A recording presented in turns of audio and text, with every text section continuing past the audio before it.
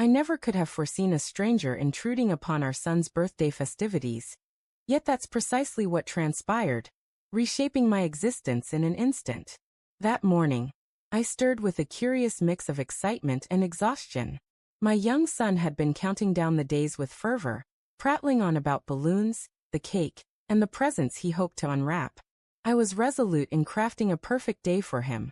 Despite the recent tension between my wife and me, I kept reminding myself that this moment was for our boy. He deserved a memory brimming with happiness, laughter, and familial warmth. I festooned the living room with bright balloons, hung a cheerful banner declaring, "Happy Birthday," and ensured the cake was flawlessly ready. Family members trickled in, my parents laden with gifts, her parents glowing with smiles. Soon, the house thrummed with the joyful clamor of children scampering about, and the murmur of lively chatter. Then the doorbell rang again. I thought little of it as I swung the door open to reveal an unfamiliar man, neatly but casually attired, holding a meticulously wrapped gift. Before I could ask who he was, my wife rushed over, her smile strained and uneasy, saying, "He's just a co-worker from the office."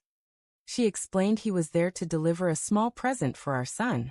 Something in her voice felt off, her cheer seemed forced, her face overly animated, but I dismissed it. Perhaps it was merely a kind gesture from a colleague.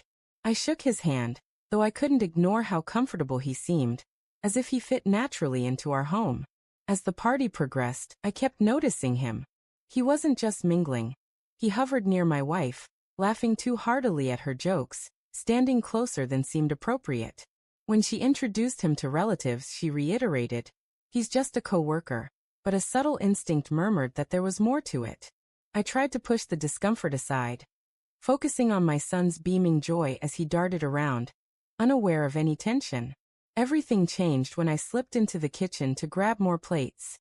There, I saw them, my wife and her alleged co-worker, standing far too near, their voices low, their hands brushing in a way that betrayed an intimacy no colleague should share. Then, in a moment that froze my heart, he leaned forward, and she didn't pull away. Their lips met in a kiss that pinned me in place. A storm of emotions crashed over me, rage, betrayal, pain, disbelief, like fire and ice colliding in my chest.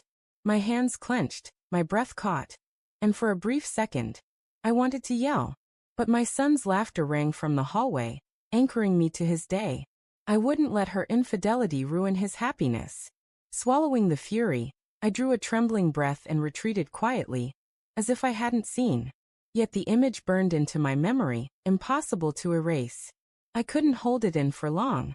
I marched back to the kitchen, ensuring they noticed me this time. Their faces paled, guilt glaringly obvious. My wife's mouth opened, perhaps to offer an explanation, but I silenced her. Driven by the anger I'd suppressed, I confronted the man. In a blaze of rage, I seized him, shoved him forcefully, and unleashed the hurt of his audacity to violate such a sacred moment. The noise drew a crowd. Family and children hurried to the kitchen, gasps echoing around us.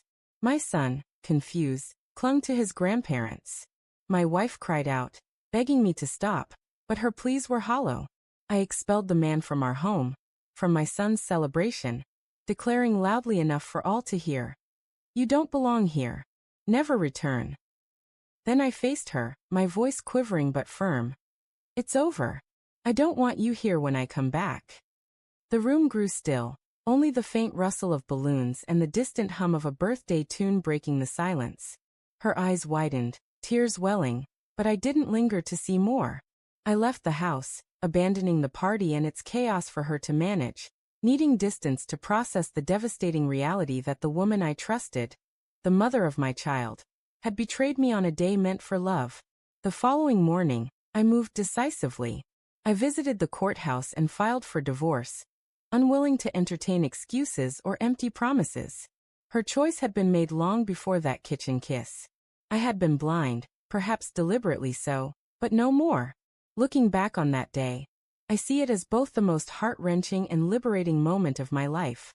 I lost a marriage, but I regained my self-respect. I confronted the painful truth directly, refusing to pretend it didn't happen.